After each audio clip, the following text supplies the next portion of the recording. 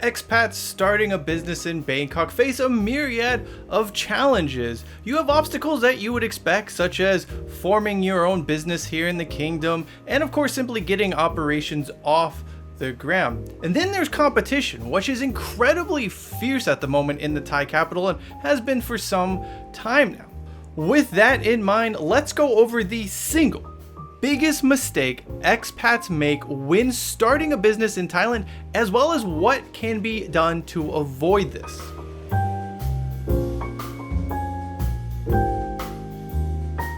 Regardless of if you're opening up a restaurant, a bar, a nightclub, a cafe, a coffee shop, a dispensary, a retail shop, or any other type of service business in Bangkok, you're going to need a place to set up shop.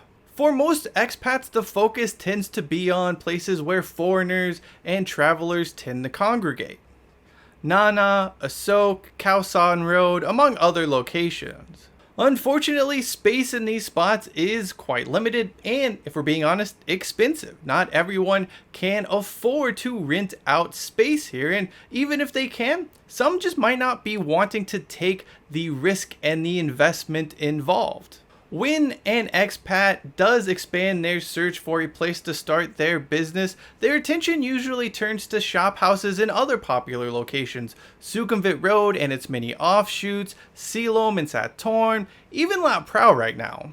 The allure of the shop house, it's so obvious. I get it, having lived here for more than a decade now. They're really cool, and they offer a sense of that authentic Bangkok vibe. Like, the city is known for shop houses, so it's a natural place to want to start a business there.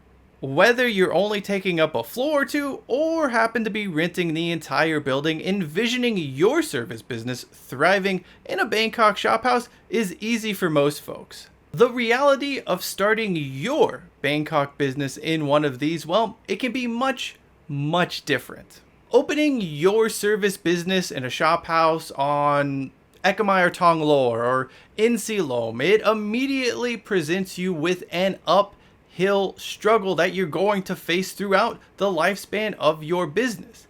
If you build it, they will come is not something that applies here. Even with the Thai capital's tens of millions of people and never-ending stream of visitors. Sure, foot traffic will bring in some customers on a day-to-day basis, but rarely is this amount enough for your business to survive long-term. This number will also directly correlate with your proximity to public transit. The closer you are to an MRT or BTS station, the higher your foot traffic will be, although that will be offset by a higher rent. Your business may find a niche within Bangkok's expat community, with customers in this segment having shown a willingness to travel to companies and shop houses. On the other hand, competition in this market segment, let me tell you, it is seemingly growing by the day. Not only that, not everyone is willing to travel with so many other options available to them. As for the domestic market, this presents a different issues.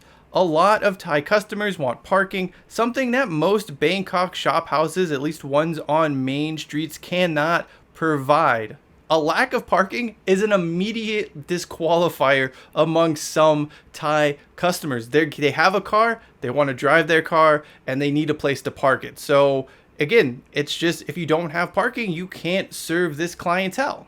So while the location of a Bangkok shop house on, let's say, Sukhumvit Soi 26 across from Pompong, it may seem like a good location on the surface. Obviously, it's a spot everyone in the city knows and everyone can theoretically get to.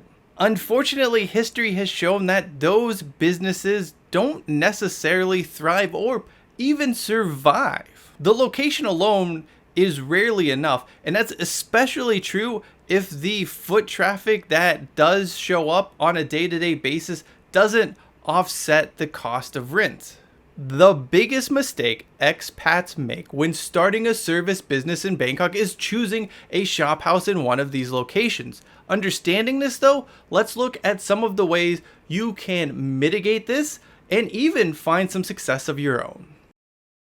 I know that last part of the video was somewhat negative, so I want to stress this fact. You can find success for your service business in a Bangkok shop house. That's not what I'm trying to claim here. I'm not saying everyone's going to be a failure, but before you sign any type of lease on any type of location, including a Bangkok shop house, there is one fundamental question you have to ask yourself. Why should people come here? Sure, it sounds silly and easy, yet so many people fail to answer this question when they're starting a business. If your answer is to eat food, drink drinks, or buy stuff, you're going to fail.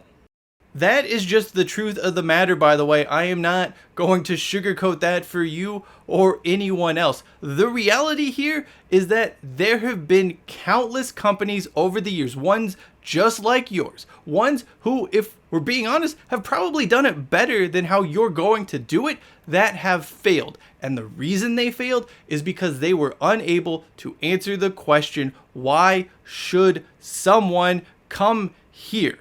How do you better answer that question? Well, you need to focus on creating an experience. There needs to be an actual reason people in Bangkok must patronize your business regardless of the inconvenience involved. This can be a cool design, a unique interior, a curated ambiance. I mean, anything that can resonate with potential customers.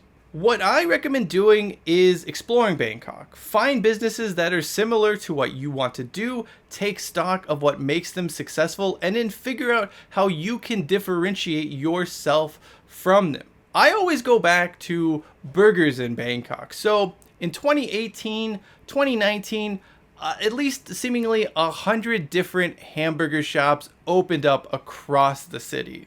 Some of them are good, some of them not so much.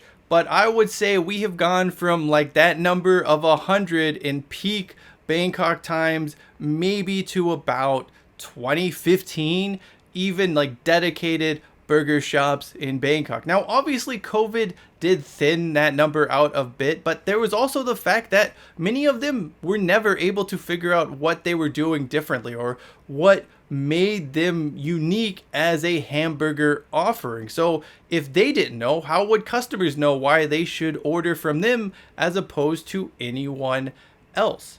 Could another burger player come into the market and find success in Bangkok? Absolutely. There's still room here. There's still potential here. None of the current players are doing anything that is so superior to anyone else. But if you want to find success as a burger restaurant, you just need to be able to do something better and different than what's currently available. That brings us to the second thing that you're going to need to do, and that is invest in marketing. No one is going to seek your business out without marketing in all its forms. When you are open, get good photographs, get good video, produce content, and showcase what makes you a can't miss experience in this city. Sure, this is not easy and it does cost money, but it's also the only way a larger number of people will find you in Bangkok. Look, I know I'm sounding like a broken record with what I'm about to say, but it needs to be said. Competition in Bangkok is relentless when it comes to service businesses, and no one can find you if you're a grain of sand on the beach. Additionally, these marketing efforts are also significant should you want to tap into the delivery market via apps like Grab and Food Panda. Ultimately, building awareness is invaluable. Some of you may be turned off when it comes to opening a service business in a Bangkok shop house after hearing all of this. Fair enough, I definitely understand that, but I do have a few hacks here that you should also consider if this does remain your goal. First, look for smaller streets off of one of Sukhumvit's main branches, Tonglor, Prakanong, etc. What you are after here are locations where street parking is available or that have a nearby condominium that has parking you can rent. This can be a shop house or it can even be a detached house in some cases. There have been quite a few businesses in the service arena that have found success by doing this, along with obviously marketing and creating a reason for customers to come.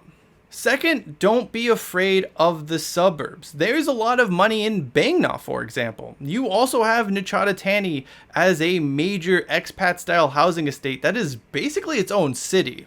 I've been surprised to see a number of expat-owned or expat-focused businesses in these parts of suburban Bangkok that have found a great deal of success. And the reason they have been successful is that they have found a niche which they can target, and the competition there is simply a lot less than it is in the Bangkok city center. Now, not every business is going to work in the suburbs. Again, you need to go out and understand the market, where you'll fit in, and get your price points right.